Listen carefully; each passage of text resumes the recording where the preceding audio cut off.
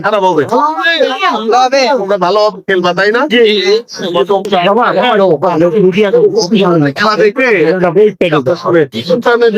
সংস্কার করা এবং সংরক্ষণ করা আমি করেছি আমাদের ঢাকা শহরে অঞ্চলের জায়গা আমি খুব চিঠি দেওয়া হয়েছে আমাদের এখানে ঢাকা শহরে অন্যান্য তাদের সাথে কথা হচ্ছে তাদের এক্সিস্টিং যে জায়গাগুলো রয়েছে মাঠ হিসেবে ব্যবহৃত হচ্ছে সেগুলোকে আমাদের দায়িত্বে নিয়ে আমরা এগুলোকে এলাকার মানুষের জন্য সাধারণ ছোট ছোট বাচ্চাদের জন্য খেলার মাঠ গড়ে তুলতে পারি আমাদের সবাই যাতে উন্মুক্ত ভাবে খেলার ব্যবহার করতে পারে সে বিষয়ে আমাদের